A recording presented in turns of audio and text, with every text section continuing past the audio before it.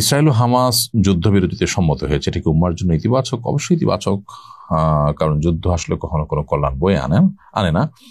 বিধায় মুসলমানদের উপরে যে নির্যাতনের স্টিম রোলার চলছে এই যুদ্ধবিরতির মাধ্যমে কিছুটা হলেও সেটা থামবে, সেটা কমবে, একটু স্বস্তি নিঃশ্বাস মুসলমানরা ফেলতে পারবে, সেই জায়গা থেকে এটা অবশ্যই ইতিবাচক। তবে এই যে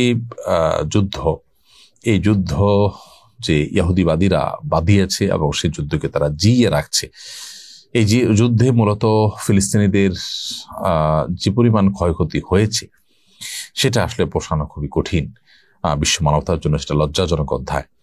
তো সেটা করে তারা একটা জনপদকে ধ্বংস করে যখন শেষ করেছে, আর হয়তো ধ্বংস করার মতো আপাতত কিছু আর পাচ্ছে না। যুদ্ধবিরতি দিয়ে আবার মুসলমানদেরকে কিছু কাজ করে নতুন করে তারা রিনোভেশন করবেন, একটু মাথা উঁচু করে দাঁড়াবার চেষ্টা করবেন, সেটাকে আবার হয়তো ভাঙার জন্য তারা চেষ্টা করবে। সেজন্য তারা যুদ্ধবিরতি দিয়েছে কিনা জানি না, যে সব ভাঙা শেষ হয়ে গেছে, সব ধ্বংস করা শেষ হয়ে গেছে, এখন আর যুদ্ধ করার সুযোগই হয়তো ওইভাবে রাখেনি, তারা সেভাবে মেসাকার করেছে।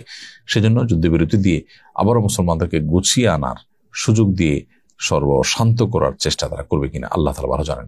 তো এই জন্য আপাত দৃষ্টিতে এটি স্বস্তির এবং আনন্দের হলেও প্রকৃত অর্থে এটা আমাদের জন্য নানা কারণে শঙ্কারও বটে।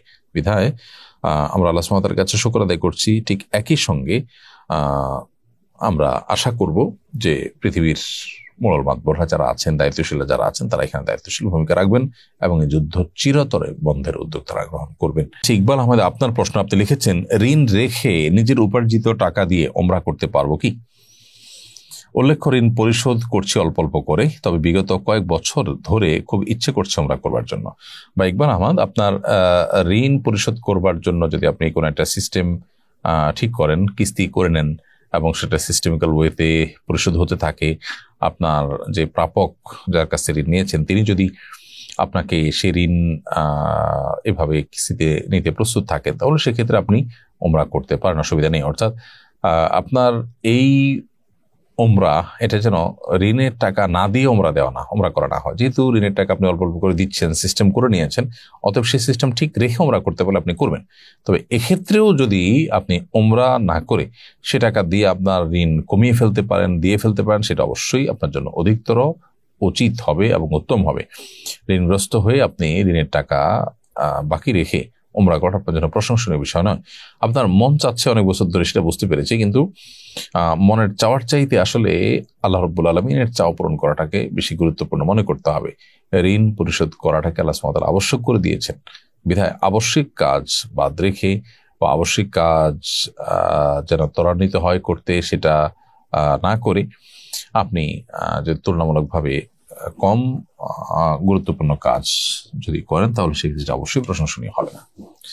এমডি তানভীর হাসান, আপনি লিখেছেন, অনেক মানুষ হুজুরদের ধর্ম ব্যবসায়ী বলেন, এ নিয়ে কিছু বলবেন?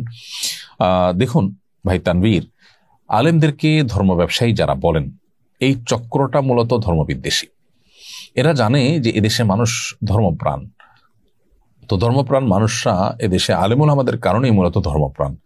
তো সেজন্য আলেমুল আমাদেরকে ধর্ম বিরোধী কিছু তো বলে তারা পার পাবে না জানে, এজন্য তাদেরকে ধর্ম ব্যবসায়ী তকমা লাগিয়ে নিজের মনের ঝাল মেটাবার চেষ্টা করে।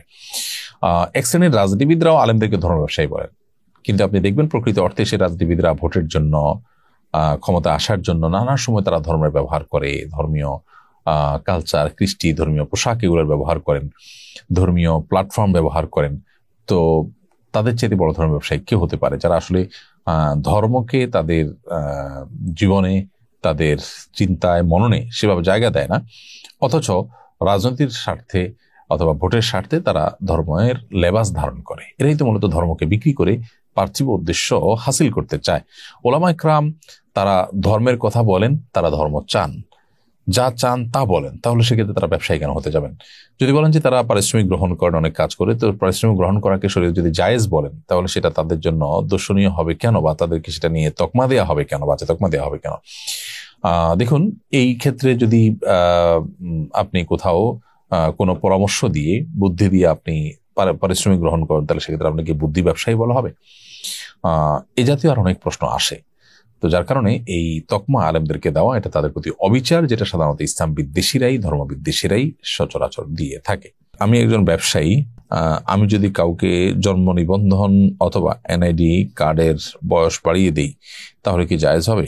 এটা অবশ্যই হারাম কাজ এবং গুনাহের কাজ। আপনি যদি কারোর জন্মের ভিতরে কম বেশ করার চেষ্টা করেন তাহলে সেটা রীতিমতো একটি কবিরা গুনাহ, একটা মিথ্যাচারের মধ্যে আপনি সহযোগীর ভূমিকা অবতীর্ণ হলেন, সেজন্য এটি গুনাহের বিষয়। জন্ম নিবন্ধন কিংবা এনআইডি কার্ডের বয়স বাড়ানো মানেই মিথ্যা কথা বলা, যেটা তিনি যে বয়সে তিনি নন সেই বয়সটা সাব্যস্ত করা, এবং এটা সামান্য একটু বেশি চাকরি করার জন্য পার্থিব ছোটখাটো উদ্দেশ্যকে সামনে রেখে এই যে গুনাহের কাজ, এটা যেন আমাদের দ্বারা না হয়। অবশ্য বয়স বাড়ানো কোনো কোনো ক্ষেত্রে বেনিফিটেড হয়, বাড়ানোর মাধ্যমে কখনো কমানোর মাধ্যমে বেনিফিটেড হয়। যেটাই হোক না কেন, যে তারিখে জন্ম হয়েছে সেই তারিখটি লিখতে হবে। এই তারিখ না লিখে অন্য কোনো তারিখ যদি আপনি লেখেন তাহলে সেক্ষেত্রে অবশ্যই গুনাহগার হবে এবং আল্লাহর কাছে আপনি দায়ী থাকবেন। বিধায় এই ব্যাপারগুলো আমাদের সতর্ক থাকতে হবে। আমাদের অনেকে আছি যারা বাবা মা এবং স্বয়ং শিক্ষক পর্যন্ত দেখা যায় সন্তানের জন্মের যে তারিখ সেই তারিখটাকে হেরফের করে লেখেন একটু সামান্য পার্থিব সুবিধা পাওয়ার জন্য। এটা খুবই আপত্তিকর বিষয় যে স্বয়ং বাবা মাই যদি অন্যায় করেন সন্তানরা কার কাছ থেকে শিখবে। এছাড়া রবিউল লিখেছেন, আমি কখনো ভোট দিইনি, এদিকে আমার পাপ হবে না? আপনার কোনো পাপ হবে না। ভোট দেওয়া কোনো ফরজ বা ওয়াজিব বা সুন্নত কোনোটিই নয় যে এটি দিলে আপনার সব হবে বা না দিলে গুনাহ হবে। তবে হ্যাঁ, আপনি একটি মন্দকে প্রতিহত করতে চাচ্ছেন, তুলনামূলকভাবে ইসলামের জন্য মুসলমানদের জন্য অনুকূল কাউকে মনে হয় তাকে আপনি ভোট দেওয়ার চেষ্টা করছেন, এটা আল্লাহ রাব্বুল আলামিনের কাছে আপনাকে আজর এনে দিবে ইনশাআল্লাহ তাআলা। তবে আপনি ভালো কেউ নির্বাচিত হোক সেটা চাইলেন, মন্দ কেউ যেন না আসতে পারে চেষ্টা করলেন, সেটা আপনার সাথে থাকলে করবেন। কিন্তু আপনি ভোটারই হননি অথবা ভোট দেওয়ার অপশনই আসে নাই বা ইচ্ছাকৃত ভোট দেননি, এর কারণে আপনার কোনো গুনাহ হবে না। ব্যাপারটা এরকম না যে ভোট দেওয়াটা ফরজ কিংবা ওয়াজিব। হ্যাঁ, ভোট দিলে আপনি ন্যায়সঙ্গতভাবে দিবেন, অন্যায়ভাবে দিবেন না, এবং অন্যায়কে রোকবার জন্য দিবেন, এটা আপনার কর্তব্য, সেটা ভিন্ন বিষয়। আমি ভূমি অফিসের কর্মকর্তা। নামজারি ও খাজনা দেওয়ার ক্ষেত্রে মানুষের ভোগান্তি কমাতে অনলাইন সিস্টেম রয়েছে, কিন্তু সাধারণ মানুষের অনলাইন সম্পর্কে ধারণা কম থাকায় সরাসরি অফিসে আসে, তখন আমরা তাদের দোকানে পাঠাই অনলাইনে আবেদন করতে। এতে দোকানিরা সুযোগ পেয়ে বেশি টাকা নিয়ে নেয়। এক্ষেত্রে আমি কি অফিস টাইমের বাইরে নিজের ব্যক্তিগত ল্যাপটপ ইন্টারনেট ব্যবহার করে খরচ নিয়ে তাদের আবেদন করে দিতে পারবো? অবশ্যই আপনি এটি পারবেন। আপনার অফিস টাইমের বাইরে যদি তাদের জন্য বুঝতে অসুবিধা হয় সেরকম কোনো বিষয় আপনি তাদের আপনার অ্যাডভোকেসি, তাদের অ্যাসিস্ট্যান্স, আপনি এই জাতীয় যদি সার্ভিস দেন তাহলে সেক্ষেত্রে আপনি দিতে পারেন। অফিস টাইমের বাইরে এটা আপনি করতে পারেন। তবে এমন না হয় যে আপনার কাছে আসলো, কাজটা আপনি করতেই পারেন, কিন্তু আপনি শুধুমাত্র নিজের কাছে যেন সে যায় এবং সার্ভিসটা নেয়, পয়সা দেয়, সেজন্য তাকে ঘোরালেন তার কাছে, এরকমটি করলে সেটা নাজায়েজ হয়ে যাবে। আপনার কাছে যেটা তার করার আছে এটা করে ফেলতে হবে এবং অফিস টাইমে করবেন। একই কাজ আপনি অফিস টাইমে না করে তাকে অন্য সময় করলেন, আপনার দেখা দেওয়ার দায়িত্ব যদি থাকে তাহলে সেটা আপনার জন্য হালাল হবে না। হ্যাঁ, আপনার একটা দায়িত্বের মধ্যে পড়ে না, যার যার মতো আবেদন করে আসতে হয়, বাইরের লোকজন করে ভিড় জুলুম, তো সেক্ষেত্রে আপনি অবশ্যই এটা করতে পারেন। হতাশা ও দুশ্চিন্তা মুক্ত থাকার উপায় কি, এ ব্যাপারে কোনো আমল আছে কিনা? হতাশা এবং দুশ্চিন্তা মুক্ত থাকবার জন্য নবী করিম সাল্লাল্লাহু আলাইহি ওয়াসাল্লাম সেখানে দোয়া আপনি পড়তে পারেন। তিনি আল্লাহ সুবহানাহু ওয়া তাআলার কাছে দোয়া করতেন, আল্লাহুম্মা ইন্নী আউযু বিকা মিনাল হাম্মি ওয়াল হাযান ওয়া আউযু বিকা মিনাল আজজি ওয়াল কাসাল। এখানে দোয়াটির প্রথম অংশে আমরা দেখতে পেয়েছি আল্লাহ রাব্বুল আলামিনের কাছে নবী সাল্লাল্লাহু আলাইহি ওয়াসাল্লাম দোয়া করতেন, হে আল্লাহ, আপনার কাছে আমরা দুশ্চিন্তা এবং পেরেশানি থেকে পানাহ চাই, আশ্রয় চাই।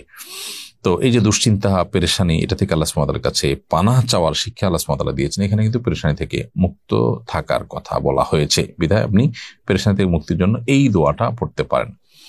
দ্বিতীয়ত, দুরুদের আমল যেটা আছে, দুরুদ শরীফ, সেটা আপনি পড়তে পারেন।